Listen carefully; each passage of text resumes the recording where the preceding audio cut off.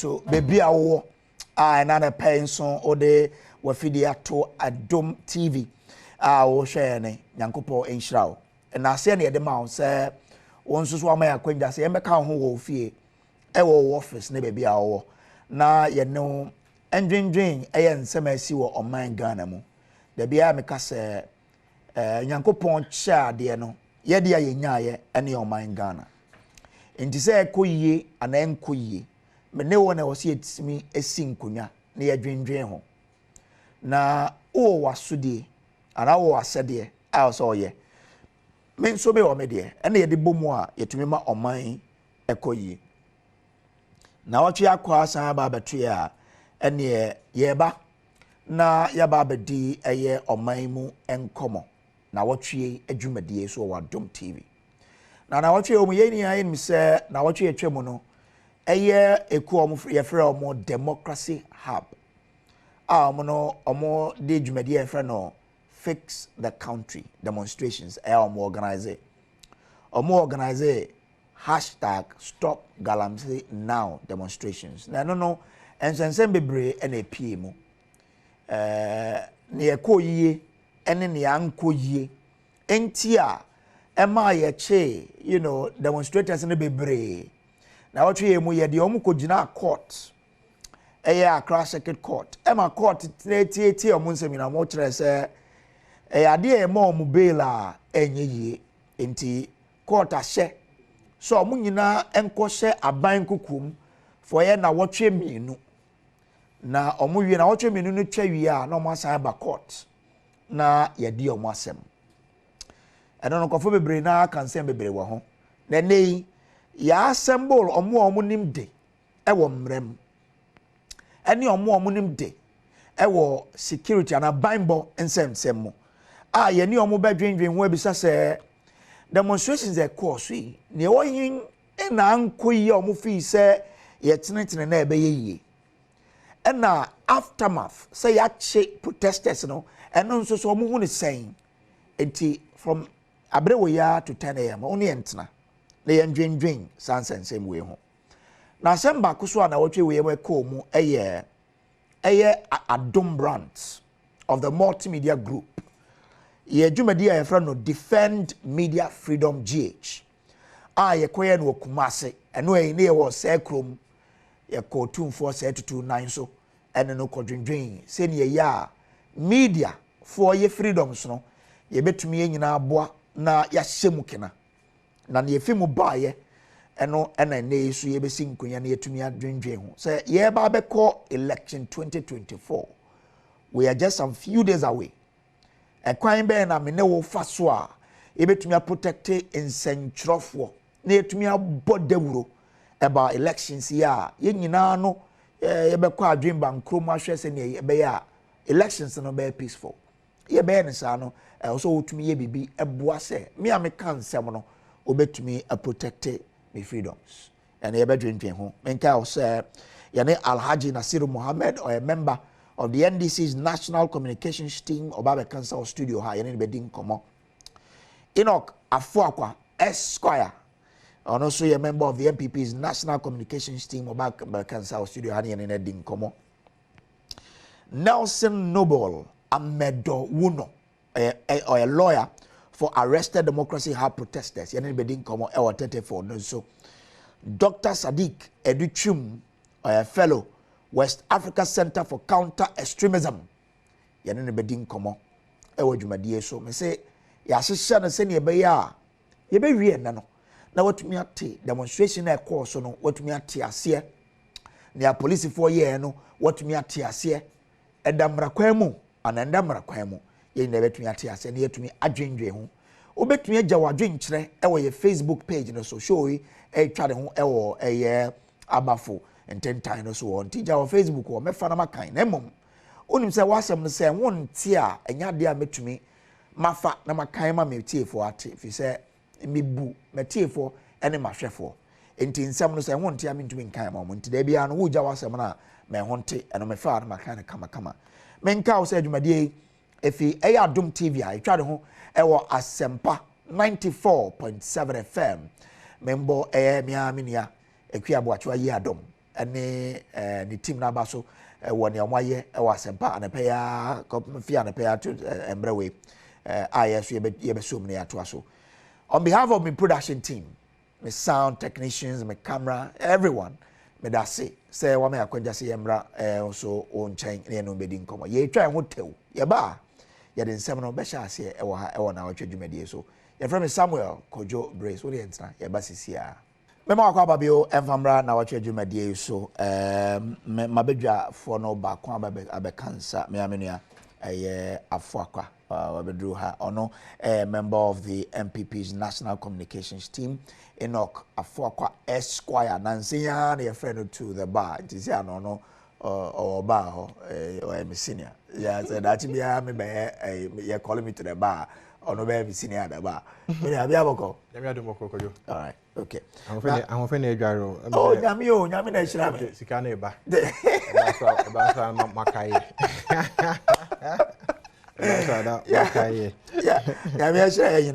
well, yeah, be share dwumadi na ase no, na be share discussions na ase no, ye nkom ko share videos ni bia ye nya ye from air demonstrations I call so no and even the aftermath ye de omko court ni nsensem eba nti share videos we be ye ba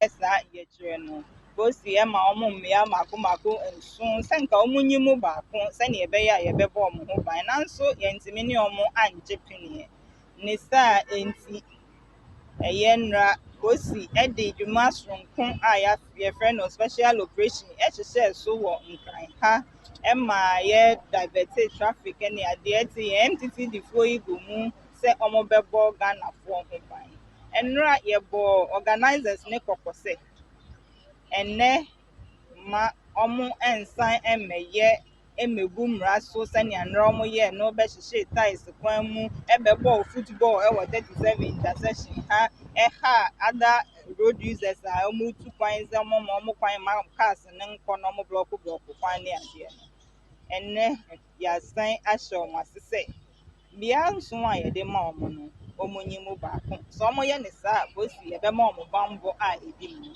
na se omo anya ne sa so a ye de adwuma aga na ban de ahye ye nsa ne se Ghana man e de ahye ye nsa ene se ye ma bambo na sa pepepepepe na ye be ma e bambo ama Ghana fo nyinara a epese e ko omo adwuma so no omo atumi akọ ema obi ensi omo ho kwan enti ya arehwemu sema ye de magana fo nyina ne se ye wa ha eye bambo nsem de ye kuramu de dende na ye be kuramu akosi se bibia ebe the police are avoid as we kan ho na yasemo ye kan ho na yasemo ye kan ho na yasemo ye kan ho run about it run about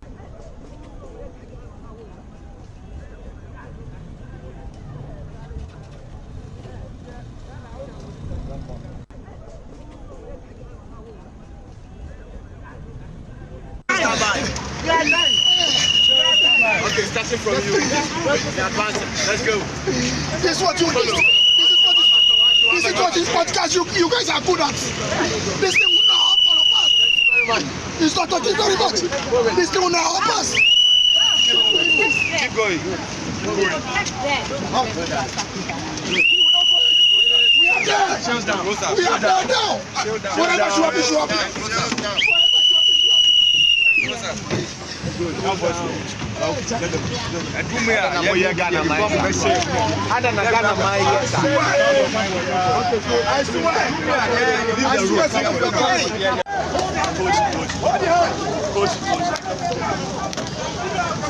They be all professional now. We see Jimmy and Jimmy. Odache and I real estate. Odache.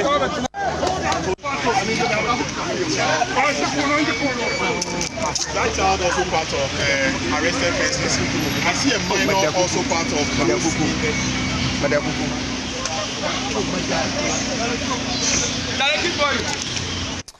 all right into videos na yes akaya from the demonstration no and now who be say ye channel na after police for no eche omo bebre dodo na say omo engage in neoma na ni ho kwan so also mutumi engage in omo charge no unlawful assembly na memfa afakwa ene mbrem na afi yendin komo but ye be ko okay ntimi ko Dr. Sadiq ho ono adjoin here on the phone yendin komo Dr.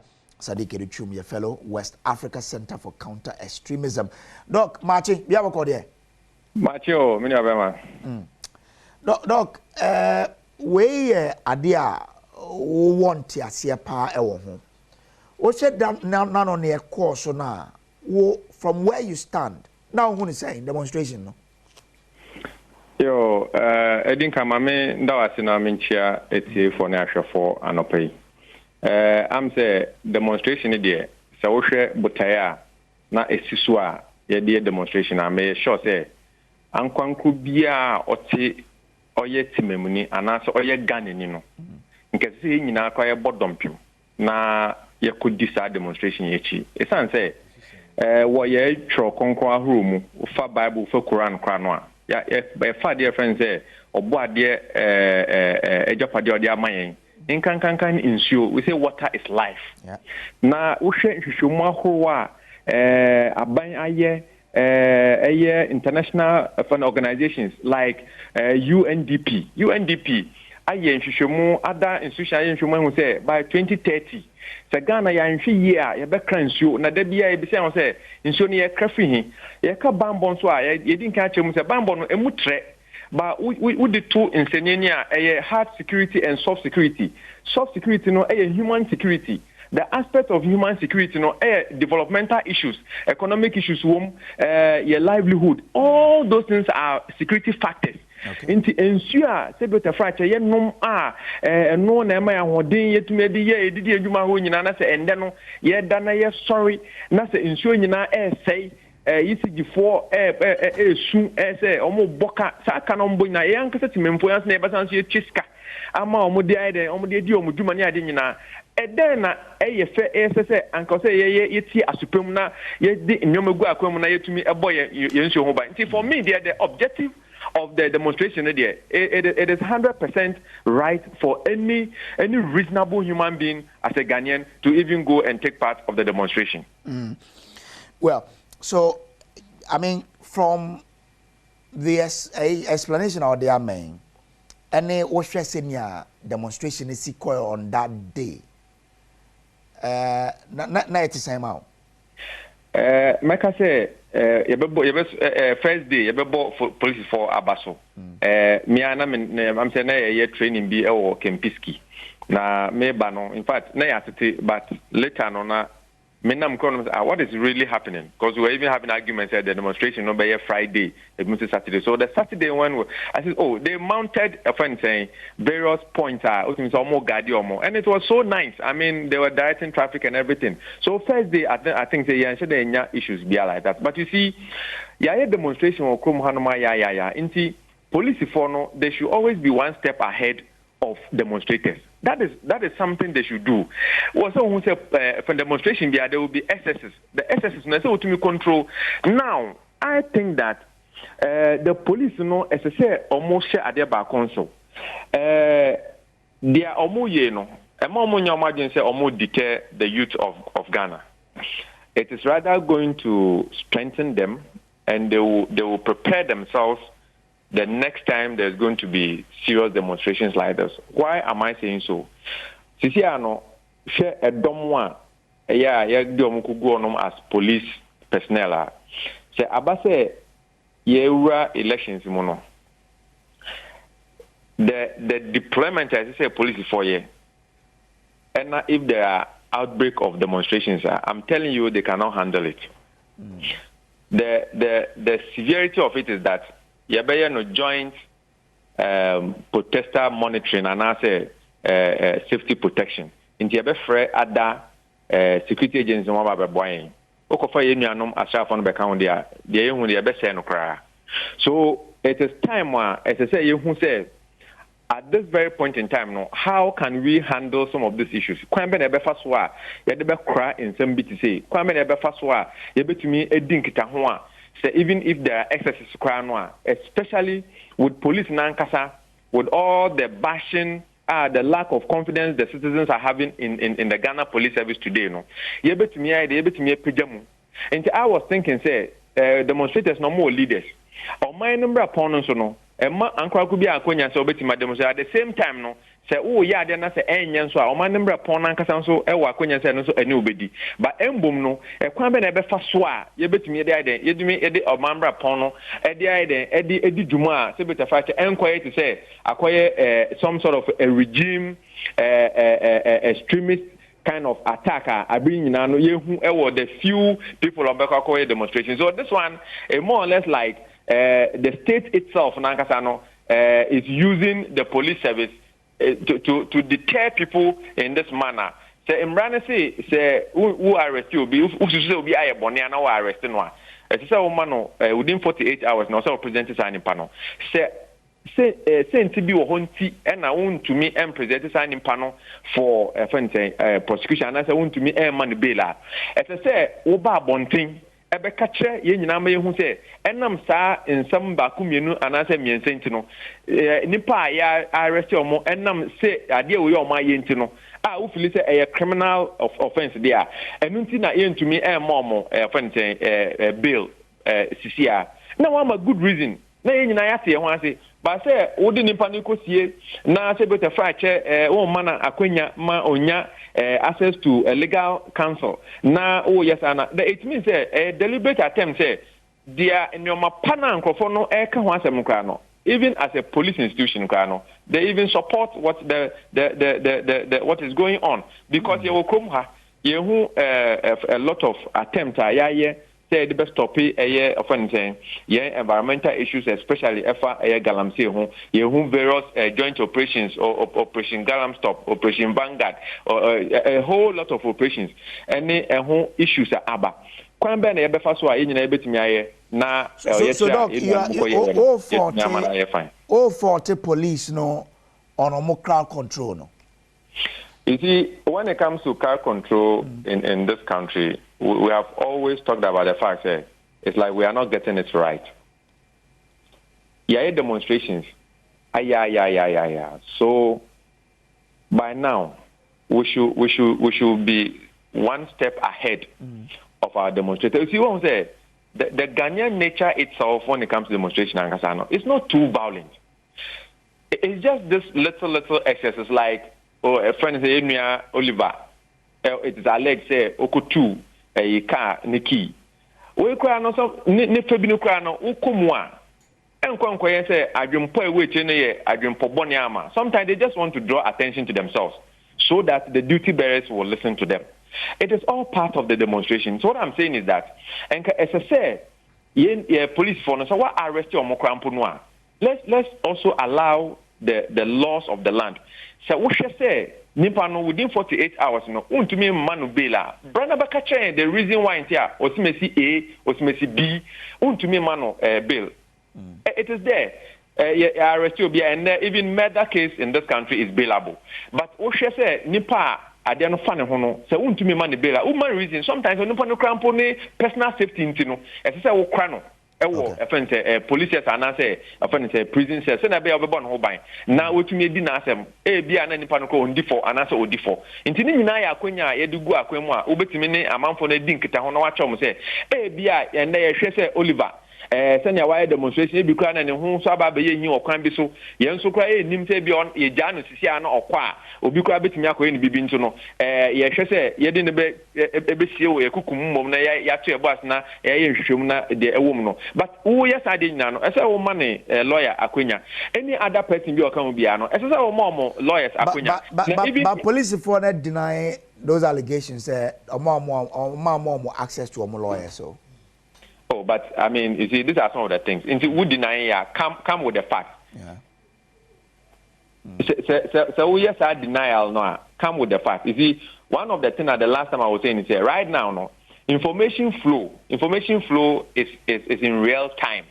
And to say en canon no na BBC is here, you better a GBC asone so aye na de omo de so mo de brain na ba and then no on the go nti wo ya de no kra no obi fm nti to counter that situation no asa also we up to date nti saa de awo kana say wo back to come and report to us me who say no say shishia odugu akwem kra omo akonya munya access to their lawyers enukra ni. I mean this time we are not in a situation where we need to shout things in secrecy. It doesn't work. In fact, if I think some few years back we had demonstrations here course Europe a bit France, even I think that the president was even slapped at a point in time. Okay. All right, yo. And come say maybe that person quite didn't because could not foreign squad. Young Shani who say, Many about my air cannon sono.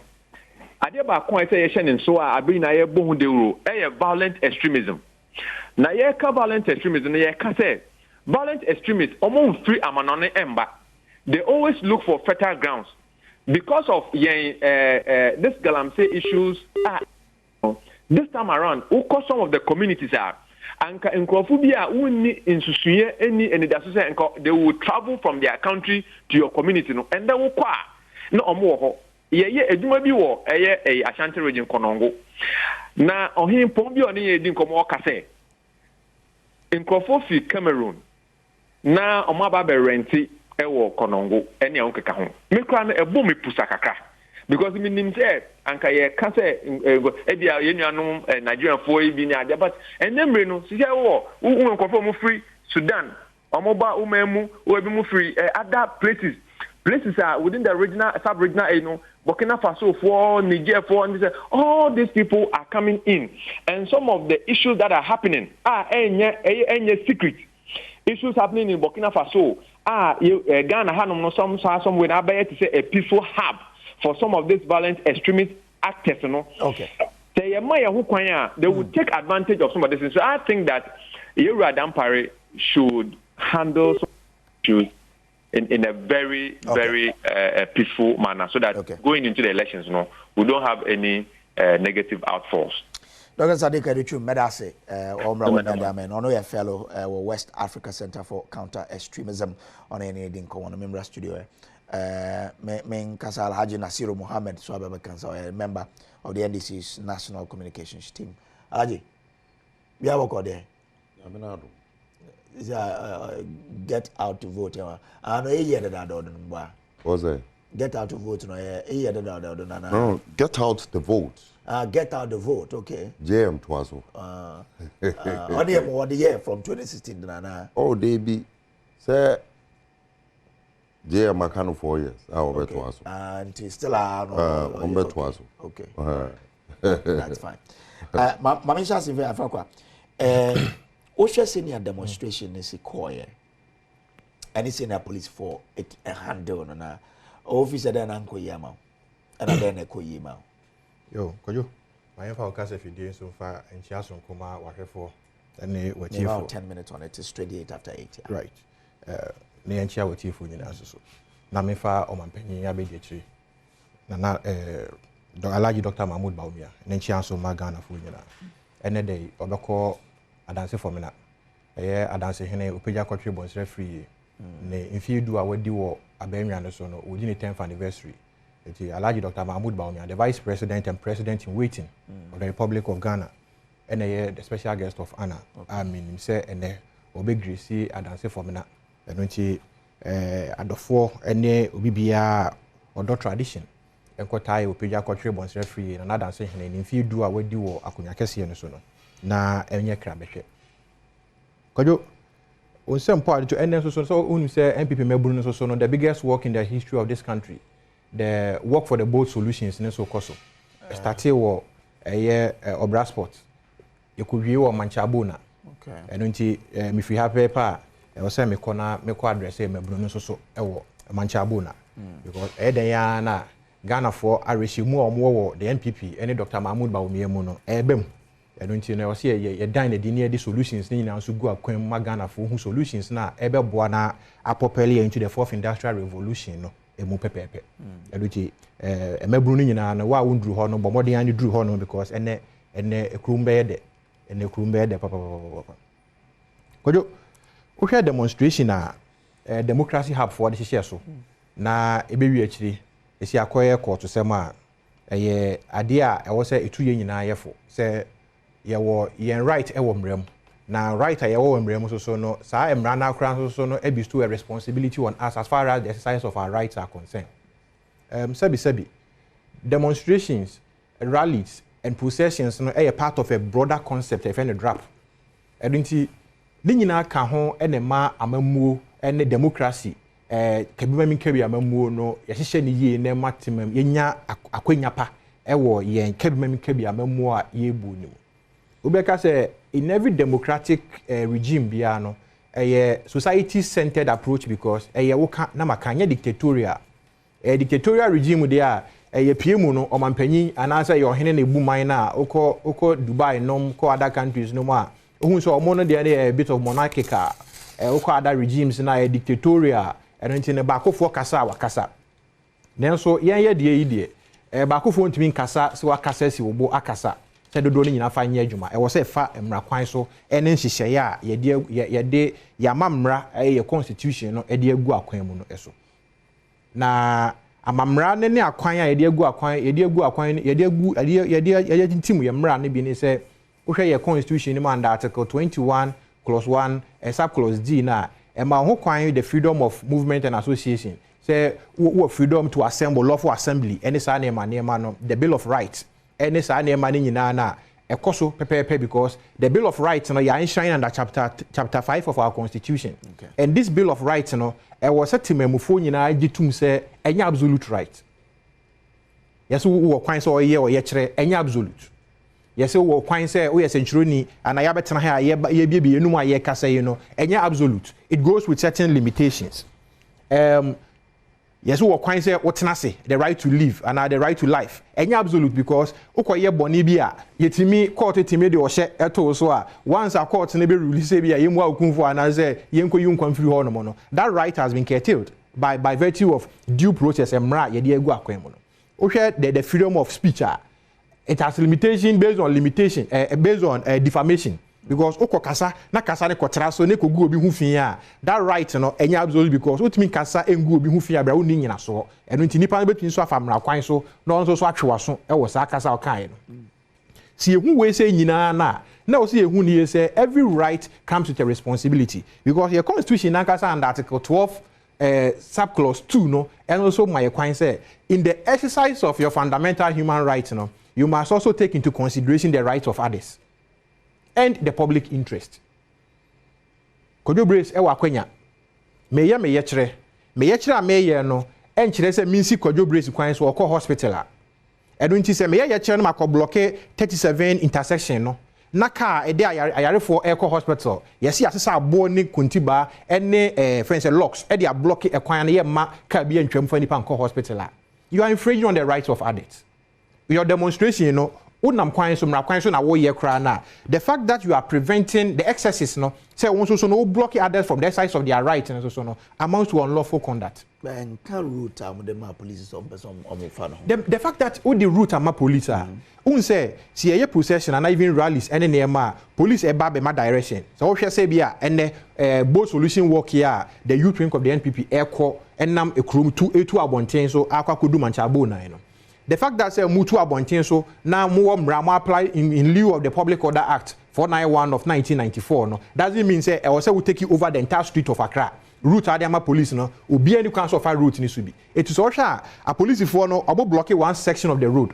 Say you do a carriage you block one side mamo say mo use way say mo doors one. Ebi okwampo na say a single carriage lane e kwan na ye mienu car the car ba kubo nsan ho ne ade na ye block one side of the road mamo edintina police ebi gina etire na ebi gina etire enti direct traffic no say half on timi car ni timi omo free ma we mu kwa na omo free ma omo so omo ba no so no bypass de be ya omo so obstruct mo so mo no the use of your road because you also have a right in law.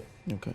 But this is the situation say obi wa notify police no na wakwakofa the entirety of the road mo numbers ne kra ne enough to even contain I say mo dominate all the intersection no absolutely videos ne ade am show ne ade ya e kwan da ho bebre ya ne all kono ne all ba no etimi fa ho na otimi ye dey ekọ space da ho bebre wo hwe se mrantie e carry locks ebi carry boulders akese egugu ho no mo to block the road any sa niema ni nyina na eyade a asefem sebi nka the beauty of it ne say emabunu ye kire wo ye kire no wo the placards wo the more friend say statement any mo niema no you make sure say you address the public through the media na mo demonstration here say mo ye kire ma dodo ni nyina ani aba na mo ye no ho na ma mo asem a mo kan ni mo aye den aye dru sabi I witnessed an incident where one of the gentlemen no eka say obi block or name me ba hospital but the road was blocked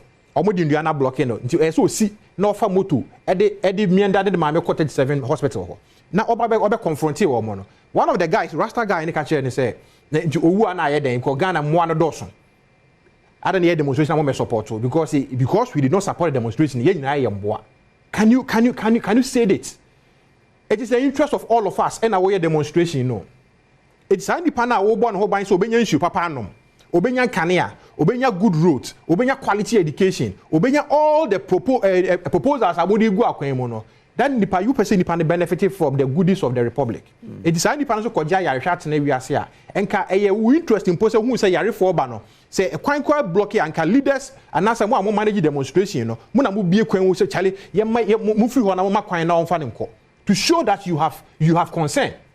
But a 10-year outside demonstration is partisan. But you more police for Abaso for the level of professionalism I almost discharge. Kojo, okay, let my vote count alliance demonstration. Koku, the late Koku, I've forgotten the name. The guy who lost the eye. The guy who lost the eye, eventually he lost his life. Okay, how I did Kuntimba a ships, a shipping guy, Sarocheda, common sa ne manu, Ghana has his money. Police national lessons out of this because our democracy is evolving. Our jurisprudence now police barricades krana democracy have formed and try say or more topple police by breaking the barricades to go to a revolution square. Most of the person will converge over revolution square. Police force say per the Public Order Act. I also notify police in clear 5 days. We show route. They did 3 clear months. Oh, yeah, even 1 clear year crana. It is in line with the law because the law mandate will say 5 clear dates, and you know it should not be lower and I say less than that 5 clear days. Just why 2 years ahead. Some person may organize demonstration in the Republic. May it be at 2028. Now me say me notify police and they're gonna have the right to do it. Why notify police? And the police also has a right to say route na pesa ofano based on public safety, national security, any other concerns, public health and other considerations. More police so betre obey the preliminary assessment. Now what I say, baby, I must say yes, I there no. More another proposal and I say embra na yen consider and say beboa because we want to support or it is our right to protect you. What they call you know? Omo catch them say Revolutionary Square ho no mo na ye opposite the Jubilee House no. We share 37 intersect road is what Medina East Legon and that traffic build up all no more on that stretch no. Kojo we ye ni masem. Prime time 2 o'clock. Udu all man ho nyina jam out to friend say akwaje interchange so out to Canadian embassy any honey ade. Police force say homboa. Chinchina chia amko omunya even a high court order to restrain you from say mobile use a horn as a congregation point any ade. Still, you want to break the barricades to go in there. Okay. In terms of the usage of public routes, no more burning. A friend is saying materials on public road, more distracted traffic. Now more defacing amount for billboards. And then the amount of horn was on toward. Crime is crime, and we should not. A friend is saying worship, and I say we should not applaud people who engage in illegality. Yeah, my court ne kwan any police for ne kwan say or may go through this prosecutions. Okay. Now omo ka say a lawyer for who omo client police for ne ma omo access to their client. I'll come back to you. Mami for anu si wa ha. Ombre national. Me de manu si wa ha. Wada Roma. Omo ka say police for an ama a friend say suspects access to their lawyers no. Be ka say enye ne kra become a lawyer ni. A client and na engage the service of a lawyer. And when he say who a lawyer now who your client wa client no onya kwan who no engage you as the lawyer because obi frame. There has been several instances that arrested a suspect. Afreme, clients are Afreme say, oh, a lawyer, I've been arrested. May well be a ministry's police station. It's all about yourself, mewaha. And then you drive there and go and assess the client in putting up a statement if you want to put up a statement. And answer if you say, you put up a statement, but we'll go to court to go and fight our cause, sir. You decide there. But our client, that's what we maybe your war. That means that you have not been engaged formally. I don't know. You police for the politics. Destabilize. Our police service is professional, and we must do that with all uncertainty. Thank you. Memfra Alhaji Nasiru Mohammed, Director of Communications of the NDC Zongo Caucus. Alhaji. I like his closing remarks. I say police are professional. They are professional. But currently the police is very professional. I say yeah. And the police will continue to be professional. Oh yes, that's what we want. With time. We are building institutions. From 2017 going. 2025. Under Baume's presidency, it will be the same. Professionalism. So but you see, me as someone else, there is nothing so single item, so glaring a benchmark. I would be measure or my opinion and I don't about my failure. I say, sir, galamsey and someone. Indeed, galamsey. Ena o mampeni timid scene bo e ka kire Ghana for say okọ akokun sa akudu na odene tumi no a ye nyina ye de ahye ni mu no e de to ho se eye adance ye se ye nyina no ye nhwe so se ye be obekun atia saade 8 years down the line ye gusu aka galamsey asem o mampeni na nado ana baumia ana MPP penyi bia entimi si ni bon be hwe Ghana fo ani anka njom se ye na kai so ye ntumi an enti Ghana fo mo fa nche ye enti se we one na mo no an bie nenumu eno ka se ode ne tumi no esi ho asan ye fa nse ensi ho so be kweti asa galamsey na wa feeling na dan bi um na ye twen any bibia between. I mean, steps now, and Babuno take it, and we take it in steps. Sending a bay, I may know the boy mobile. One or resource person, Casano, or a profound statement say, water is life. Ensue, na and baby trim, nay, young who they say, and why you feel. And that Adani heavens are mad. Mad, you can't say what because I am not here. I am not here. I mean, there is a name for it. Touch. I am touch. I'm an suno employ you. I mean, so it should tell you the level of distraction at air cost. Distraction here air cost. Mene wo yenim say mpenyifo a ye ma omodwuma say wo monkoye sa galamsey galam stop ni ne ekeka. Any sika ye di tu say sika no e dey afa say sika no betimi aye a measure for causing financial loss to the state and taking into effect the charges and what they have done. Obi said that about sika no ye dey e ma no e dey call if you ask them na sika no abai futu said nanka so we use na ne wo ko use ama yesi bibia no ma de na atensemu a wo nko say financial loss to the state into mobile mbe share that line na about enya ye ba ye be man penyin ti so sisi is level 3 months or be then or ye that is the most important thing me me correct. Let's deal with man penyin no oti so for the next 3 months ye be gu so etua ne man ne busu afo ni nyina odi ato ye friend say offices no ye be tua omka. What is he doing? Ini ya ye be ba ye be ye no ya ka kire Ghana fo nyina e na ye na e ka kire wo mu. But today in some no aye today na soma me na memfa Enoch Alhaji me ba on champion na me be send the question with you. Oh, you're a lawyer. Yeah. Supreme Court, I rule is, I mean, case be available. And go for a chill me. Then risk pound posting here a court to say Munkoshin for 2 weeks. Sure, me that's it. Supreme Court ruling was not absolute. Leonard Senior Martin Pebu Echo Court no. Echo Court on section 96.7. We share section 96.7 of the then Act 30, the Criminal Offence Other Procedure Act 30 now. Now there are some of offences are yes broadly you know is unbailable. We share defilement and other offences are. Now your charged so the moment you are arrested on those offences now, you need right to bail. And now Yera Pebu Echo Court. And this is what the court said. Say we share Act 30 now section 96, 96.5, 96.6 and 96.7. 96.7 now offences are unbailable. The Supreme Court said it was unconstitutional because every suspect is presumed innocent until proven guilty. It is also the mere fact that I have been arrested on a charge and I say on a charge of maybe a defilement. Sorry to say, myself, defilement.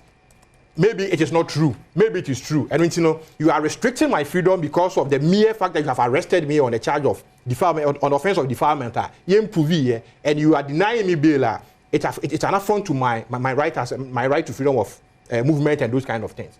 The court, like I said, the court can do so. 96.5, you know, Emma said once you are arrested, now there are some grounds. 96.6, you know, gives the discretion to the judge. Say one, the yechiwa, it was say utimi appear to stand trial. Yechiwa, you should not be obia. Say well, you obe jampi be obe jane, yebelua, obe jane. And you should be present who interfere with investigations. Any man. It's that discretion, you know. It is your lawyer who will demonstrate to the court. Say, but lawyer, to be frank, do they really have the capacity to influence investigation? Are they flight risk and those things? The law, 2 weeks for just demonstrating. The Mrana and Kase flight risk. Say to appear to stand trial. Appear to stand trial. Na se nipa no so bi otu kwan no ntumi mbegina trial me. Oh, obi kwa o man ho akwatete o court omba. Court this a court ni issue arrest warrant and mo friend bench warrant no. Say yen kwache no near fa na court. Okay. And you know, you must demonstrate to the court per section 96.6 and say you are capable. Court no ma bail. You have men of substantial means who have proven integrity or standard surety. You have social ties. O yere, o mba, o japade, o baby a wote a permanent place of abode. Like you will not interfere with ABI investigations. Probably the plea of the prosecution is ABI investigation. It's court no inkipi omo. Said the beya omo. So it depends. It's for probably no 2 weeks. You can even go back to the court if you have the grounds to say you will not interfere with any money. The 96.6 no Emma the court in the discretion. You can also speak on 96.6 no whilst you are proving to the judge say all the material things are judged in the issue say be a wombano. You will not do those things now. Why? The judge will grant you bail. And you know, you say a mra and a juma. Although say all offenses are bailable, no, a subject to section 96.6. That's the main cardinal section. A mouse between grant you bail, and I see a mouth bail. Mate, but I say, Alhaji Nasir Mohammed. Yes, now I know go as a missionary. Good. Offense na here come. Offense be misdemeanor. And I charge you will be among the demonstrators. Say first degree and also second degree felon. Misdemeanor. Inti say lawyer need her no catch out say misdemeanor yentimi ma bail because I judge no discretion na me menya asem he believes this me menya asem me fambre lawyer we oji say misdemeanor obetimi akogina judge ni ma catch say judge wo decision and I may train. No, but of course, every judgment, every case, baby, is the discretion of the judge. And I may say, correct, it's at the discretion of the judge. Yes. And the judge, you know, and my discretion, judge to me a mistake by discretion. Oh, that is why you can take it to a higher court. Correct. Yeah. And that is my point. And so I'm making so the lawyer need ejina catch them and say. I know they are right. Because on what will say, he has a lawyer who go and make the argument, right? So lawyer will make the argument. But the final decision is at the bosom of the judge. Correct. So he has a lawyer there. Because what cast are pointing into and the audio case because he's not the final arbiter. Correct. But the point I'm very straightforward. Say net. What you to said that decision of the judge against denial of a bail for simple misdemeanor. A right man or a pepe manual. Make sure say me ba say me kwa command because in many instances this is clearly unfair. In many instances, you are against my professional standard. This is clearly unfair. You shouldn't do that. Yes, I did. Because really, we are interpreting no, let you have no.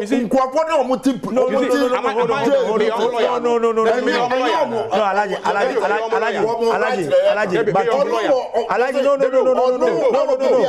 no. I get it.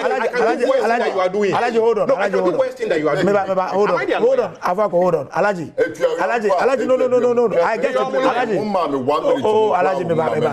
reason why he said, "Oh, yeah," is o person catch and say, "Enya de or you be a person go for a fan as a lawyer," which is not good. No, that's what you're saying. No, that is what you assume. No, it's clearly unfair and irresponsible for him to say this on this platform. No, it's clearly irresponsible and unfair to say this. Loyalty, now, yeah, there will be a court, court on the simple charge of misdemeanor. They are denying no bail. No, dear. Officer, you're mad a lawyer for a judge for any police for you, Mujuma. Now, our catcher may say it is okay with him. That judgment of the another decision of that judge. When there are many instances, correct. That is the point I want to make. And indeed, and you know, people for believe say, "Sir, Nkrofono, yachi omondero." Our moya Ghana and Babunwa, one more sorry, Ejina, say Bibi Atuchima ye my Ghana. Until was say ye Bibi Fahua, Ebe Boama, say, Yenino, ye bet me quetia, is answer a threat to our very survivor as Ghanaians living in Ghana. Now, Omo to Sana one way. Now, Okoshe, Womunina, young can't way, and no basa, Womunina, would you maybe a woman way? Anna. Woman tena say ankasa me dem wodwuma me ye me woduane ya medi nemum meba be ye oyekire ama amanse nyina ehunu say bibia to chima na saade no a threat to our survivor. Now why demonstration irrespective bibia could see there were other things I meant na ankasa obi akọ demonstration an koye saade nemum ye kamrasem ani ni papa ahudie enshrined under the constitution, Emma judge, the authority to sit as a judge. Nema attorney general, the authority to act as an attorney general.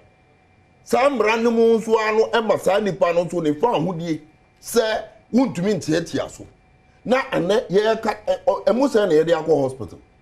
Ye do a hospital and then you could see ye. Young can't say in dry, one more person or monum cry and farmer. One more yare, a seminar betuja. Into judge, it is in his right discretion to decide, say, okay, we won't continue and code him. Or Mukodem, now yet then. That is the question I want to ask. Say, Ojai Womwa. Now, to say, may I won't court, no master, but Bumua. Then a BC, what have capabilities been on war, one more ever infiltrate into investigation, and an investigation being crowned. Say, yes, you say.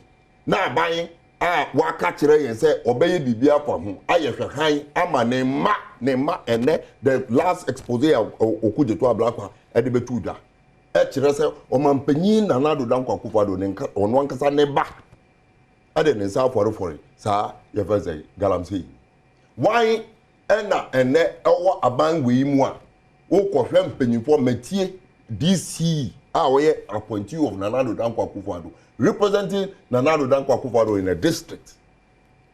In the Western region, Takwa area, will be in Muton with the regional minister in sitting at the same event. What say galamsey for I feel no more bomb buying and a woman dear, woman baby, Biara, or Mobea, or Mobe, or Mujumano, Ebekosu. I'm a regional minister, Eji the Western regional minister. Okay, you're talking about the parliamentary candidate, not the DC. I know what. Oh, yeah, DC.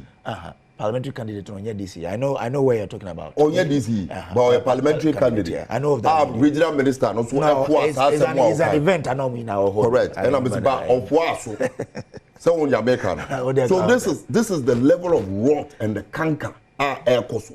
Man will be the Omai or Margin say, Sika, Womobenya, Edino.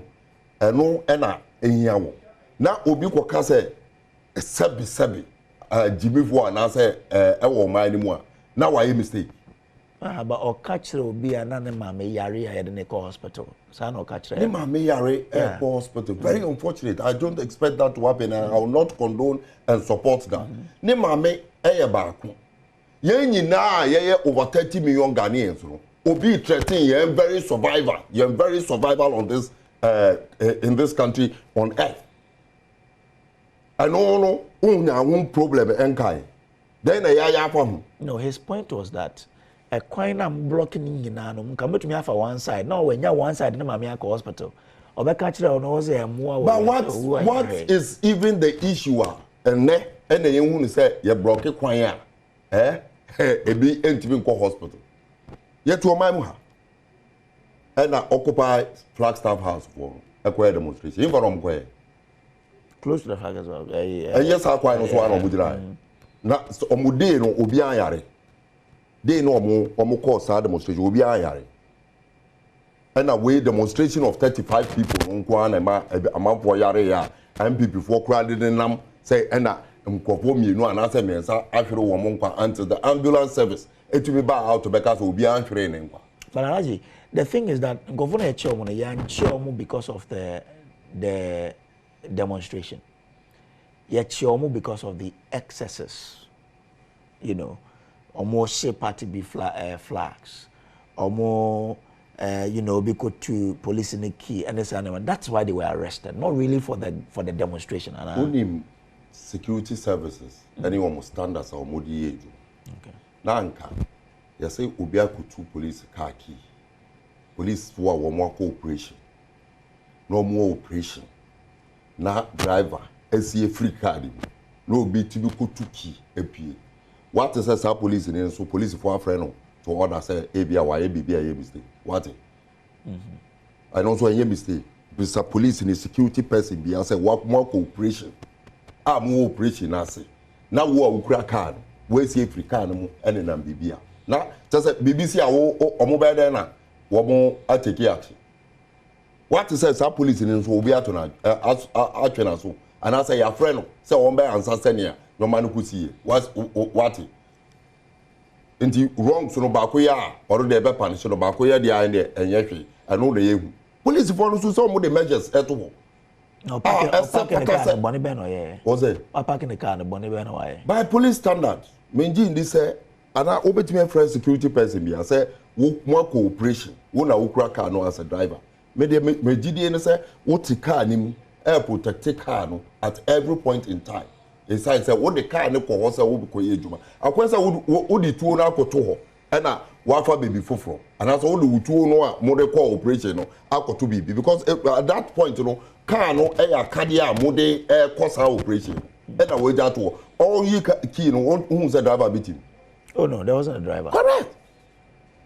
Na say bia because of the scaffold no we see ana o si saying scaffold na cause no wo mo be confront this scaffold wo driver no go ahead.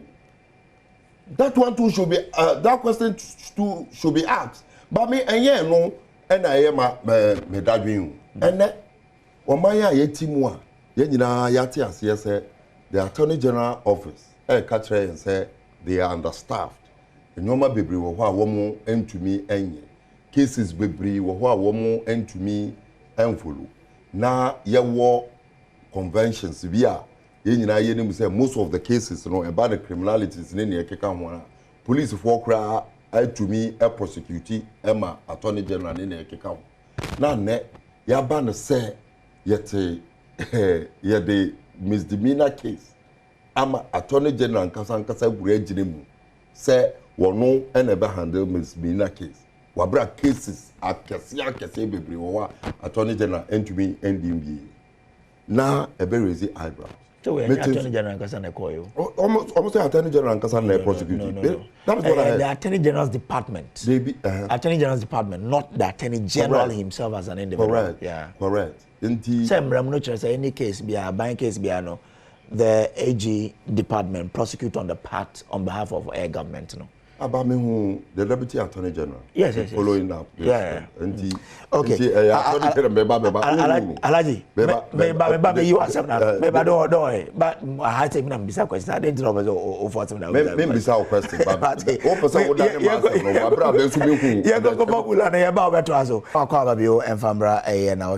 So Adom TV. Mula for more DB and congrats to all of you. Well, member studio and yen twaso. Alaji, my mom repan, my mom just 2 minutes for you to wrap up na yenkoso. Well, you see, in wrapping up, media me piece near air cost no and senia handle microphone a bit too harsh. Okay.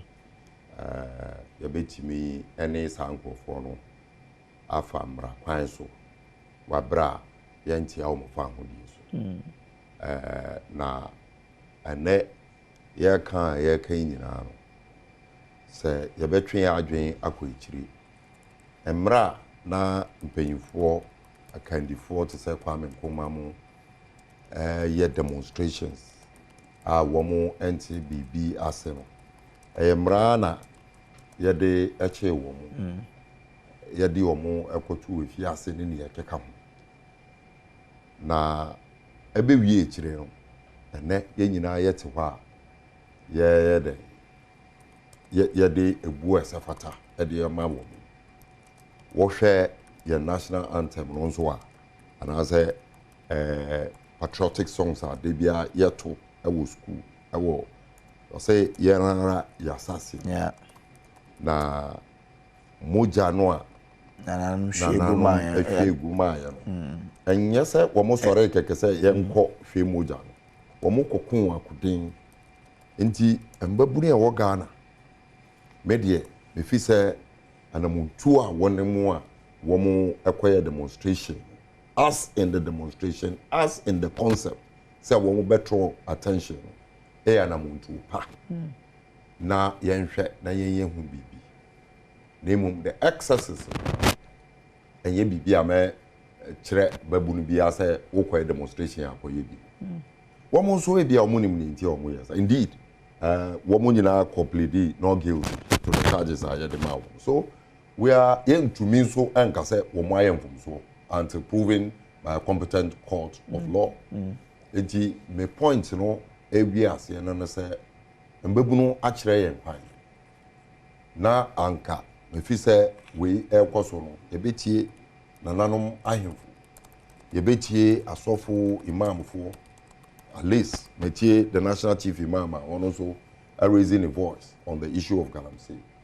Na mbebuno no senia embrebe betray mu no wo mutumi story gina ya Ghana ye nya ye ho fa hodie no ene ye hia sa fa hodie ni bi na ye tumi abo ye ho ba mbode ama chese ye gi ye ho efri sa ohawa efa galamsey yi me kasa wo bisa me say ena den ena ye NDC for ye be John Gamani ma kansisi ama chese ade obidi so because on the manifesto mo say ade ba ko obeye ne say Sam Rano and Makwan say, Yan Kokaimu, and I say, why Bibrim, Yan forest reserves, and Quay mining, or it about Bissia.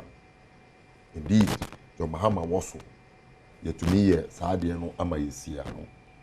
Ama, I'm saying 2018 thereabout, Nina and Rabia, and Makwan said, which you equate mining, oh, Quayim. Yeah. And Sam Rano, over Bisiano. Na wa making sure say e be kwenti as a galamsey manners. Okay. Na ye na sa no am fi say yan kasa ye protect. Na me dey the issue of the galamsey then say ye bibi fa ho within 2-3 weeks. We be say in Sakraye abansu so. Which means say there is hope. Na ye yan say obenya okandini or ye committed to ensuring say Ghana be fan into my pipeline. And that okandini I'm very confident in His Excellency John Dramani Mahama to deliver in this fight against galamsey. All right. Lawyer Fokwa, I mean, what the aftermath of SAR demonstration in Yachi or Modi Omuko? I wanted to find out from you. Now, your argument was that, well, bail is at the bosom of the judge. Sure. But if you look at the demonstration, the idea behind it, fighting for the environment. It's not something the judge should consider to say, sir, but ties our demonstration that even though omoye bono, but at least ya chi omogum kakra e be oso no mo hwehwe. It doesn't mean say case no ya twem. Shouldn't the judge consider these things to then arrive at the conclusion that, well, go home, but keep coming to court when the case is called? I can't say the judge should consider A or B because it is not before the judge. Charge sheet that judge in anyone. It's on specific counts and specific offenses, and that judge in anyone. And then a judge in everything. So it is up to the lawyers of the accused persons, and they put up this a plea of mitigation before the judge. Maybe it was for a just cause, and maybe SSS, admitting, say, those, and this is the position. Say, according to our large national, we say all the accused persons have pleaded not guilty. So if they have pleaded not guilty to the SSS, then it means that they are going through a full trial. And once they are going through a full trial, until say those elements of the offense that have been charged, or they have been charged with, are established, then the judge can come in handy when there's a plea of mitigation. Say, maybe a demonstration to protect the environment and blah blah blah blah, and our co-occasion. These excesses are resulting in the charges against them before the court. So the court should probably temper justice with mercy. And no, Emma court, be lenient in ABA punishing them, but it doesn't stop the court from convicting and sentencing them if they are found guilty to the charges level against them. You see, a deterrent through punishment for deterrence. And the ABA Hona way, ye true aswama dachi, Obia who say, oh yes, idea will say, I so train a day. And when I was in school, my lecturer I said before you can get people online, you need to throw some offline. And they will throw more offline to serve as reference point. Say, Afwakwa, yes, idea will say, you had never to a fiase, and when you say, I will ye, between to a fiase, boom, I'm wajai. And see, Jainess are not quite to say, politics is an insurance to crime. And until once you belong to a political orientation, once you belong to a political entity, and to the Bonibia, you're in charge of then certainly ebekoso nipa emra enye adwuma ene saa ne manema no yema emra ne enye adwuma, and I believe say lawyers of these accused persons and assisting lawyers who know what to do in securing the freedoms of their clients, say they be at the end of the day, the deterrent principle la emra gina homa no ebetimi I establish it. And granted, the issue of illegal mining, you can mining you can want to be kojo only say me free mining town me your boss ni. Oh, okay. It's meti mines I say. I was born and bred in a mining town. And it's a mines are meti mines I say. Baumia, Dr. Mahmoud Baumia, a proposal, and I have gone through all the proposals or the manifestos of the various aspirants in the 2024 general elections. And me, I'm a free mining town. Mijidi said that Dr. Mahmoud Baumia a proposal, the proposal from Dr. Mahmoud Baumia to transform the mining sector is the way to go. I didn't know, me say is the way to go. From 1989, you passed the Small Scale Ordnance Act under President Rawlings. Small scale mining, a legal entity, and I say a legal something, a legal trade. Obetimi go into that in Ghana. Now a large scale mining, the giant mining companies and they operate in Ghana. Now you will be a friend of yours here. Ubisa will be a watching of what say mines as Takwani Adebia, I can't say, no more causes, and we are no more consume, no more wash it. And you know, or more board now. Now it was issue who they were washing into the rivers and the streams, the various rivers and streams. Oko boase akwabrafo stream no ubisa anwiase a omaye wo ho omugusu class da so ye wo ho no eye so enormous. But because say na enye in high volumes na ade na pollution no enye se de ye hu na ene. Alluvial belt na edansuo ho obi anim. Enu nti na emra ne say ensure that hold my river not less than 30 meters away from a river, about 100 feet. Say a streamer 30, a river 100 meters. Any idea no? Say the be ya pollution and consume because ensure a way of regenerating itself. If it be biological oxygen demand, BOD. It is the moment that BOD in the air hornet replenishes itself as and when contaminants ebe. But say a constant pollution, not biological oxygen demand no, a lower than the pollution coming in then contamination ebe perennial or share. This is the state at you. But yababedu sa state me day ya. Okay, foreign investment in small scale mining now illegal. Chinese, other nationals from ECOWAS sub-region, Malians, Burkinabés, Ivorians, and Obia Bebrewum, and because of your color, who na because for Ghana and so no Ghana and no more this business, which poses a threat to our national security, and there is it is there. Chinese miners from Mumuni are then illegal. Now we have been exposed to this machinery, the use of bulldozers and excavators in small-scale mining.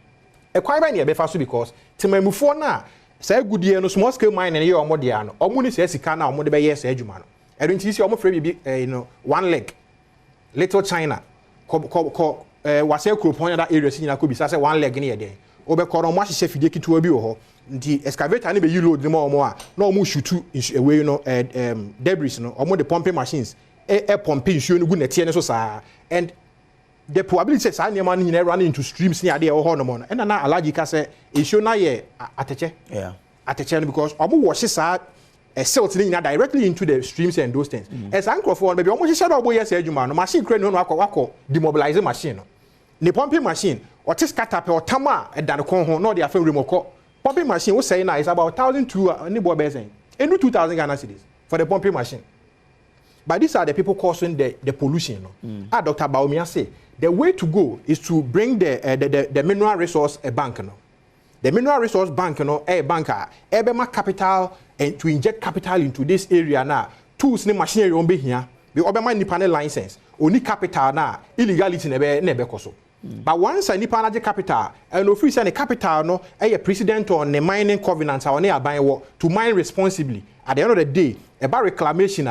District Assembly or District Mining Committee or no yamo machines are or more and follow up on the reclamation. See you any reclaiming land now you do for planting for export and rural development are buying in the near future about 5 years, 6 years, who harvest palm fruits near there, to feed our 1D1 factories into the oil palm sector and the other sectors now. Then gradually our industrialization drive, issue to upper. You bring more products to export into the foreign market. Whilst also owning the natural resources near the area. And I believe that militarization I started from Rawlings era, President Kufuor era, President Mills Mahama era 2013. And an interministerial committee on illegal mining started under President Mahama. 2015-2016, and a Jiguya 2017 media coalition against galamsey started advocacy massively at President Kufuor. And then the presidency told the line. It ye say Obi was steady this challenge. BIG to say militarization or brute force is not the way to go because you see the harsh punishment. We are used to militarization. Yeah, Benny excavators. We are doing this. We are doing that. But the impunity continues to exist. Then we need to rationalize and reform the militarization and effective as it should be. You see, because there were reports of Omo side how some of them even became complicit in the whole thing. So I think there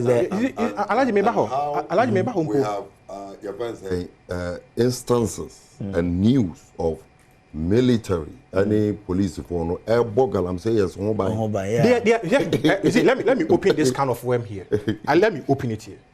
Every district there are police called Western region. Police for police patrol vehicles are almost site to site. Be phone lines need to. Say galamsey as in Frank say police for mass site every week. MJ contribution from this miners. So they do it. So it is an all-embracing enterprise. Because a joint enterprise liability.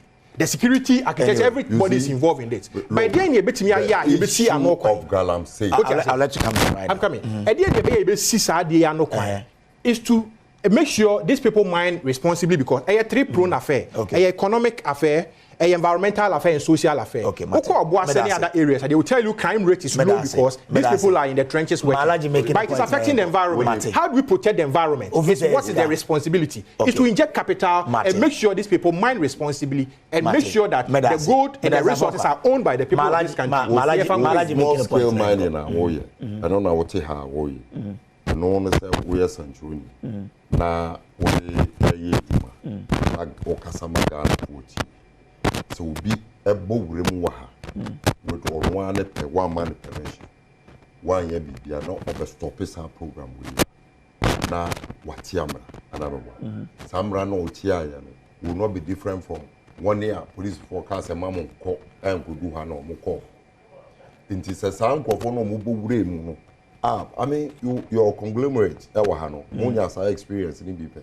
I mean, I remember very well when on Asampa some time ago, MPP for Bobre Moi in Sembesi, by and large, other radio stations, Yate, Nini Kekaho. I didn't know more the 18 more bill. Now, yet me come Massam. Now, yet charge your mummy, no more call. na afi de obi mumu abo no okunti galamsey say na wo raise issue no say anka judge no on hwe sa no they say yeah man but my question kese am won say ma te say enye court ba ko na e do omu nyina ko ba mienu nti ba ne say na mienu nyina decide say at the same time omu nyina ko 2 weeks obi she chire and or manipulating issues. It depends on what the prosecution said. Correct. In the prosecution, what I will say in this court A, court, might be what the prosecution in court B will say. So only America. In the band, send Omunina 2 weeks, man. Okay. It's a question. Yes, Martin. Another one. Thank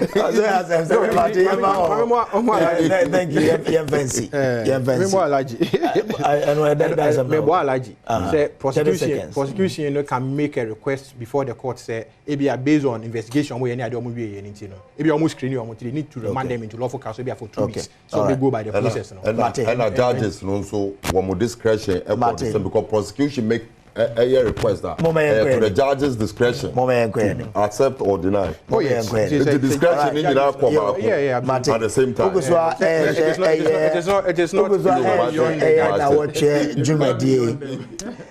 yenko yenim to the other topic na emoma pay me big man be hwe me mbona about so eno a na ye nam baby ewia boy pa odruwa no gina na ofa ye kan onim ye baby a Alhaji Alhaji say Alhaji Ahmed Zaini Abidin I think he's the penny B Constructions, a company called B Constructions. Alhaji Nyaminsha na have a good morning and thanks all the way for the actual Oshaye. Yenko the issue about air press freedom ahead of the 2024 elections. The Akan brand, when you say multimedia, or the Joy brand, and or the Akan brand. And no Akan brand, no, almost stakeholder engagement on that particular hashtag protect free media, no. And no, and yekoshia wo kumasi na nsembe brain na eba ho. Now the issue ankasa yekwa ni defend media freedom GH. Nti nyina na yembo media for your freedom so. Now stakeholders actually say sa attacks yedema journalists say yeah jumana will be attack and it's something we need to condemn entirely. And again as journalists so am catch say yes so na say yeah jumana yenye circumspect in the nyoma na yeka near to no na exercise great caution in near say near faso juma. Now how do we protect the media freedom? Wabra ye kwakura election 2024 with all the high stakes Alhaji. I mean media freedom is guaranteed by the Constitution of the Republic of Ghana. So there is no protection I say near a war emraponi mu ama kwan say obetimi akoye wejuma senia ejuma ne sefata na eba ne say obi ente no ho ase a one betina ha just as me nso me betina ha say me be please you ani asema America me be kan ya me fi say ebe boa ana me boa ama o man na akoni e wo mra kwan so because we'll be mindful with laws na ebe my kwan say yetumi kasa ne ne keka nemom beyond that the fact so say senior me raise area you may be air koso media me fi say media na nkasa aye hwa galamsey issues say aye raise wo mo ma galamsey issues no ejina aye ema wo mo spending wo mo hard earned resources kese media Makai 2017 wo mo started ye media for the gym was say o man penyu so be ya yanso ye de beba time pa wo mo de ma away no akosi say ankosi hwe enti esafata say abane sanso a na me expect say the media no and be lead the chart say bibia to chima ye kura ye de ehun koji mu na ekosi sei and then the fight against galamsey no ahwere enkwa awura ahwere including 7 military man young and enterprising person anka wono nso by now no oboa na busuafo ene ɔman Ghana kan kɔ ne nyinaa no akɔyɛ ne ɛwɔ hɔ ama media related to the fight on against galamsey ana related so cooperation yɛde Galam stop operations no they were doing a special operation protecting a concession bi wɔ hɔ. Why Major Mahama? No, He was not. That is the bigger truth. See again, Alaska. Yes. When in the Wapa Forest Reserve, and then against wine. Was that? Or more protected some mining company against wine. Oh, I don't know, but against Moya Galamsey, those intruders. Okay. And I'm a what? Yes. Yeah, that's what I'm talking about. Yeah. But that is not even the major issue because this media issue is very important. Yeah, I'm really.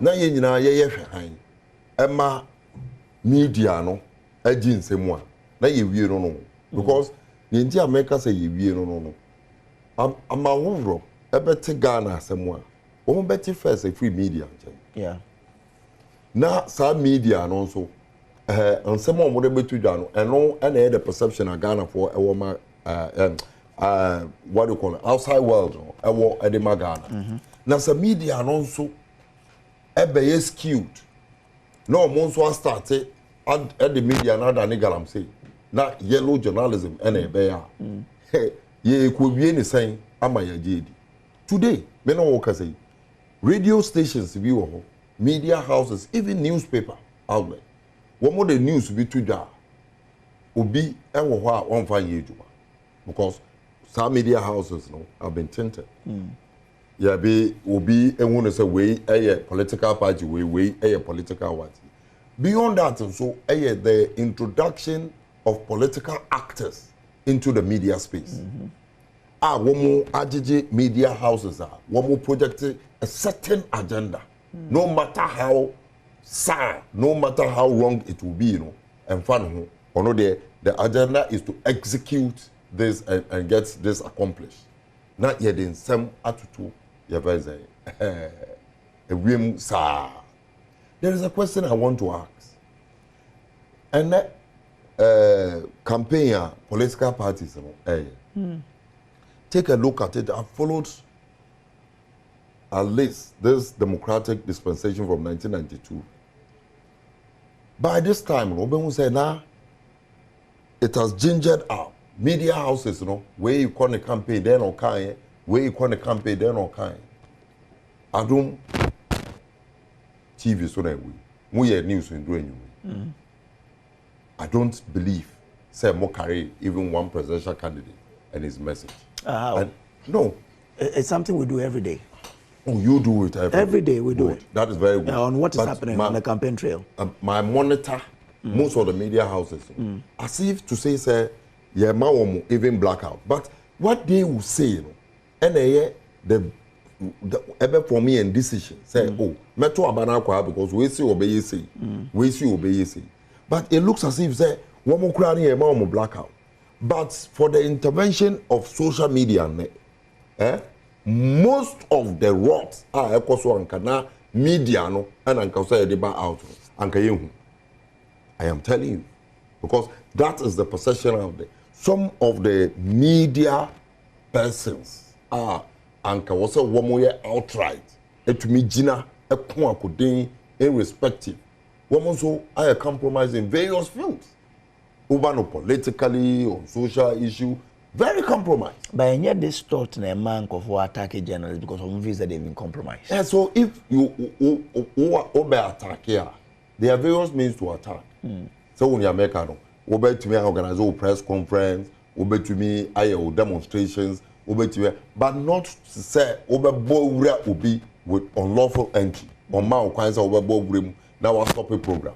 And you go say kese me who say media for no one taking so serious because nim gwase kese mo bibia e bia se afa na nyina no civilized society e bia visa obi a hwe han esan say wo mo yesa no eti aban mu na okokasa bibi besi and if we want to continue in that direction and the bedding amayin say media no e betimi play the role as the fourth estate of the realm. Na woman so etumi aye omujuma. Nti dia me can say say me I believe strongly say journalism a frail senior we be catch say to be or so of journalism teaching nin your man because obi wo ha ejuma no pay o pay ejuma no he feels say that is the only way obetimi on also contribute to the quota to the socio-economic development of the country. And indeed, say obi wo oil press, say representing people who have nobody to talk for them. That is why I'm a journalist and I'm a boy.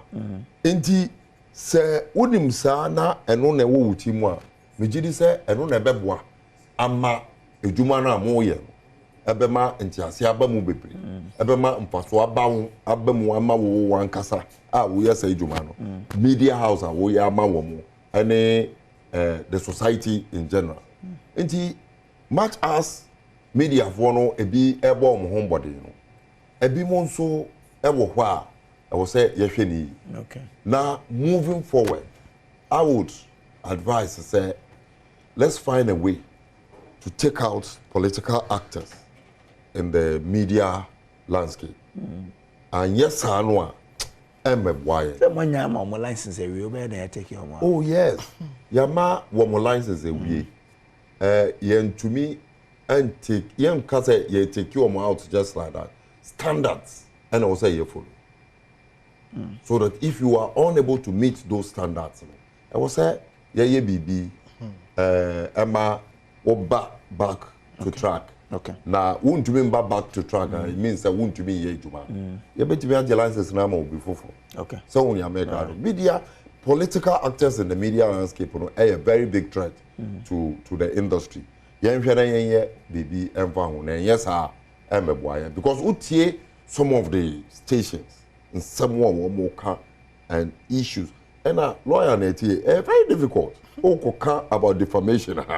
Very difficult to prove, especially if you are also a political actor. But we bet me about say now what can some up for one massa your tone once in the crowd will be out. Now I'm sorry, I mean, and it is done. That is the game. We you know we can't continue like that. We can't continue like that. Okay. Let us really do something about it. Okay, all right. Yeah, and get it resolved. Medase enche baby phone lines na mo share ne mo TS mo tumi afre na mo me lawyer for lawyer. Yeah. So crime based no between afa so protected the media freedom ahead of the elections. Kojo di nyina ne say media organizations, companies, the various companies, like Alaji has said, standards must prevail. Na aketuana so sorry, aketuana so nkoye. You see, aketuana enye in the media space in this country, and the map people align. A certain reportage be echo unipa nim said the all cano dia enye like Alaji said. Ma betina ha na ma hro Alaji Nasiru because me what platform nti no na ma ye ne ho adwa because obi ama me kakra se mfa nye adwuma bi ma no. This person is a threat to me. Enti mo nye ne ho adwuma ma me. Na ya hro na then the followers of the person also who are we say adwuma na obviously they will attack you which is wrong. Eye bone emretia. Bijidi ye say standards no adwuma. Na the media space like what say suade na what's take it to your line of training. Maybe are environmentalist. It's about environmental reporting that is your area of expertise. It's why your whole researcher wouldn't near worker. And yes, we are better whiny. Now you know what you are saying, and whatever you are saying, so we are confident. You don't churn out falsehood. Obi no more or all round person, about entertainment about way about politics about sports it will need any areas of expertise.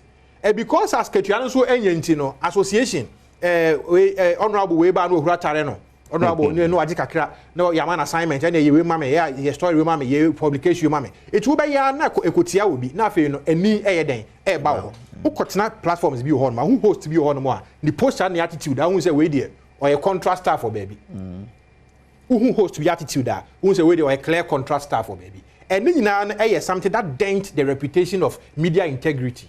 I don't see freedoms once a month. It goes with certain responsibilities. Organizations in employing media personalities must ensure adequate remuneration. And again, I also buttress the point of the Alaji Eka. about political proliferation of political media. Menka political media. Your station be on my body and we don't say we there a agenda A, we agenda B, we agenda C, any idea. And say it me sanitize system no ma the media National Media Commission no anya strong. Na ya enforce or more regulatory standards no any laws back or more ensure say sanity prevails in the industry ah. Edo ye ne beba. Your media space will have kwabrane obi timbetina platform so a host of a media station. Now what you be so no dinner term because on obi timedi atem. Live on TV, live on radio. Now it's a man air koswa. I go see uhuni say etosini ekakra in our current democratic dispensation. E was say hwene nyina no na omo so omode mrahye omo nsem se obi kakasa bi na enye ekotia ne ade a yenkobo no yenko attack no. It is not the way to go. That is why the courts are there. There are clear laws mra ho mo etintimu a and also taking care of sa nema way. The law of defamation, slander, any sa nema no nyina e wo ho no mo. Criminal libel any repeal, but defamation any slander any sa nema nyina there. So nema no e wo ho. Now you can take the person to the court and make sure say your rights are upheld in law. I don't think ye besre say ye two momone for no na ye two ekura so efo. Na mon century for so no. You are the fourth estate of the realm. Political parties, the manifesto Sawa Betuga.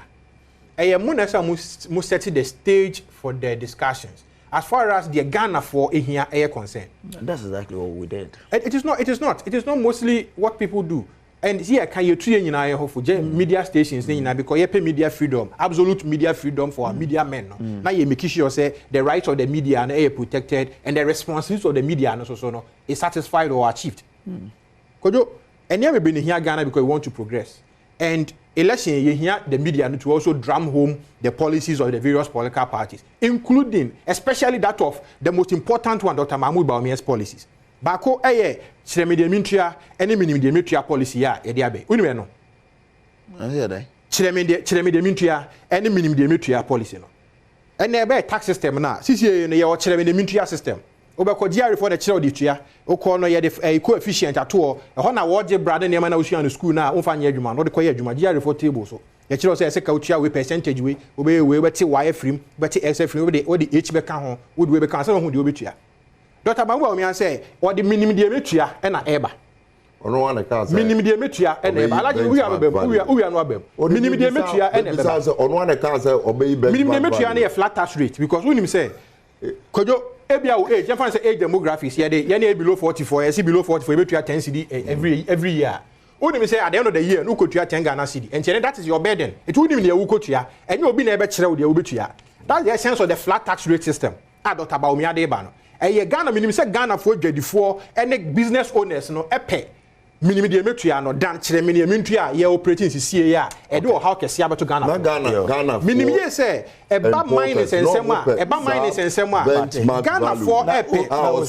Ghana for epe the opportunity to own our natural resources but because ye ni capital ye de be wuram na ye de aye ni yie na protect environment no na ye nsuo ho ate ene niema nti no ena niema aye something which is there bibie ho a e ho ho no kwesi Dr. Bawumia say about the natural resource bank no eba. Ebe inject capital, training, any niema omo a ye be sanitize system. No media freedom man make am say. Some of these things no and some will highlight them Ghana for ehun niema e koso. Ebe boa ama ye can make a decision that will shape the fortune of this country. Obetimi afre 0302211701 0302211701 one na dey chi no obetimi ayi 2 obetimi so ayi 3 and obetimi ayi 4 enti frɛ na yɛ no ending komo ɛwa alaji na pɛso na me bisa na sɛ Bawumia ka ho no mo ka so mo be yi benchmark value so no ka obisa wasem what's it I say na Dr. Bawumia ka ho no so be yi benchmark values na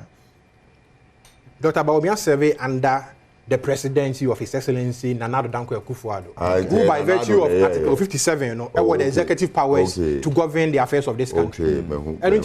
Omanpenyi Akufo-Addo aban ene wo ho Dr. Bawumia aban eba 2025 nyame ya adoma ono say oba or the flat tax rate enye bibi papa ono ni susu ye ne say ye tax rate enye flat say de bia dodo no betimi atua na dodo no betimi aboa ama ye dwuma de betimi akọ anim enunti kase wo nyini kasa Ghana for because Womo de tax Ghana for what me mafra wo de kwesi afra wo de cameraman ni e de awura of we wo do mo nyina afra onso amo ka ho because me dwen say because ye ne won minimum here ye de won minimum ye ji ba o mi adi wo mo di tu mo say mama me fa ko ba won tu me anya wo de ji ba o me fa ko ye ba o mi adi o bet me afra 0302211701. Okay, yan call after bio question ye ne ye nu enkodi go. Good morning. Hello, good morning. But your friend T. Hello, good morning. After your question, Abrikma Central. Mamtia Honorable Jefferson Kwame Asak Abrikma Central EC. Okay. Na Abrikma Central also meet to Abaman. You see, NPC for him say a campaign no afon wom. Nti omu nim assembly a ombeka. Omu che die omu be year 8 years entre Ghana for school sem, the road sem, the hospital sem, yes system. A qualified good governance of Ghana for. Oh, and this is point today. Oh, to me, former president, Mama, all part of it. Me who say I can't Papa be after you. And the Ghana for, and the Ghana be too. And now Ghana for being the that so. Now Ghana for just to say, you must pay entity over road here, industries here. Yeah, you must say, and the other thing. Oh. Okay. And see, also there the bad and patch. Why be on a year on our lines? Okay, Yeji. What I say? But yes. Yo, many unding come. But your friends about me a chairman, Yeji. Now I'm about to do Nabato. Now you about me also, you're going to channel. The DC or have a channel, and I can't do my parents of this ability to say, party for which one or because this is not my. If you say, I don't know, be kind, NBC for some more kind, and I'm guaranteeing some of the day. You know, more yagi. None of ya, Monsieur Mobile candidate. Mammy being Otoku. No, can't say, I buy by you, but I'm more galamsey for our money to mine. It's a more bar, a more of my. No, I can't. And on dancing, they can't say, now ya, you could pick here picking up my warning. And this is what I could do, I got no stand, no, my. I say about the end of it. It's a very so. I thought I am more kind of baby. Almost was saying, move to Ghana for and Kophobia. Okay. Serious. I got to go serious. So far, may I say, Honorable Sam Aristotle on Facebook said, vote JDM, vote NDC MPs for better Ghana, destroying the 8 years. Shimpa. Okay. Collins or Boise Collins, Mamintiwe. Could you and my main show? And Channy Bilson come out for a was a pop in the pound number 2 is Tabwatty. Could you? That I'm saying, Seminole, the best said it. It is not so good program, really. Opposition leaders, no, Muntuamofo. Because that makes me fight to guarantee. Now, you could never be together of what when the bar, the time. As an always money because of my government, you know. And it is because sleeper there. Only or the other, or finding ways to leave the affirmative time. We are really put them. Let's find ways to leave to be. I will be. It is all. Or try to other support. Now, he will take us of Wamunya. No woman after now is difficult. Okay. Don't do money, Mahama. First, you can just enjoy the oil. All man Ghana for week and a bar, metro, and just come about to. They will make the Ghana for you. And now they'll go for the internet. And that's our plan. Mate Minia, Collins Medase, Samuel of being Ewo Kade. Sorry, Mamintiwe. Hello. Sami of being Ewo Kade, Mamintiwe. Hello. Sami Meteo Nkao. Ayo, Samuel Bini, you don't have to me. Kofi Simon, I don't chrono Kade. Yo, that's all. Me, there is a near a policy, democracy hub for demonstration. Ya chibi no magum na daddy. But so, me share TV no so abi won say almost say enema bia almost say MPP flag e kan ho. Na sa MPP flag na almost kan ho no. Eno no ayam bia no e fa nia e koso no hu bia na we e ma ye hu say je say penifo bi e wo party bi mu a omo na e kreti sa ne ma we. E na offense ya sha shabio. Nti says umu adia kra na say umu hwe kra pa eti police ni na say o ye demonstration na say police ni ka say e bia ono obega ade onu o say ni niema utu ne kaki na butu ne niam ne bi on the block point kakra na se o di senior me bia no na sa also be se no masa na se ye do court na se magistrate na se onipa o che dwom ka se o do fa kwa bi se ya onye boni adenti o se nipa bi etino no mu defend this idea ma e kosi se send mo se o mo ahwe na bibi ansi o se won ama obi of ntino fo a e be koso sa afu se ene ma e koso no enye de mi ka ni sa MPP for flag ya almost no yo mate me over me da say yenko sami o twifu pra so sami na ten mami ntio nyame adumo mi wo ya ankojo ya da ma se bebre ni eduma pa we ma o man Ghana ni atene se pesia nia Ghana enya nia MPP be kan na se nia NDC be kan because we try efumi ni omoti omanim ho na ba ko ni kasa o ma ensekura na de tuaso as a press no as onim nia oka na ba ko so dia tu fo mboko galamsey se me mata ko gya na me di ya okakra ni se tini se mo sem trofu no bi so mo mwaye omo aka ma obi abaya hwehwe ma aka fi abem no se che ma wuntumi kra kan na galamsey se me enjai mata ko dia dia yen tu sankofu wa na mo na galamsey enjai because be me ameti me ni ahode bia me de be ko kete mpenfo am so ho yenyo ma mpenyin a odi na kumya tu galamsey se me so galamsey no ko so o ma mpenyin no so da nwa ne ete na ye de yanu keke ne edi tu galamsey mata ko do yes ni a doctor for kan ni a water works for kan ma mpenyin fu yo mo ye te eduma we mo mfa hye yi o mo amwo fo mi ya sabi ye kweli mpenyin na efe ni ama no okay eska ka ne boy ahen me ameti ma me 100 years me ka vida I'm private as no no ko sin so mi se nsu ya se ya e de yare ba na se ma we ba ndi esra okay wa fa sami oni mo bi o ye bia na o ya ha se di anya na okay mate ma menko wo fa sase wo no Ashoma estate ma me tie wo fa sase aja ma te munkite eni mo juma pa mo o dem so bi e fe ni mi wa hu e sha se free ko wa winare sa ko fa tenchenku mi so de ko be fe ni mi nso esenso mi ka ba bi fo mo mani kitinkitin o mo she ponim afukuru an patam mo ba bi e ba bi afukuru an se ko si tenchenku ano mo senso le se dika e da me stram o mo manu nye de yanso egusu ya no ye tiegu ye ta time na mo kan na zo ko kan so e mo ka enti me samu de da ban fo ne se fo ne senso wi no so o mo da ni nkwa ho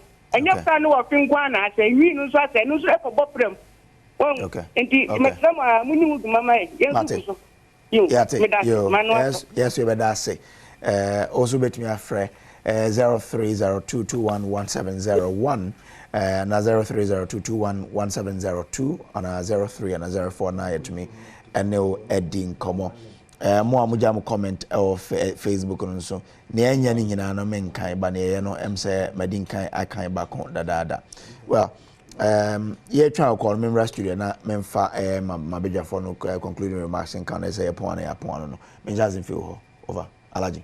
Well, I mean, yeah, you know, ya can ya beat me aka. What o my Ghana ha na o say ye koso afa galamsey no ye wasem ana say obi na beat me aka no obi die o kan na o ye politics ah. Na esawara I mean, ye nyina ye hu juma koso.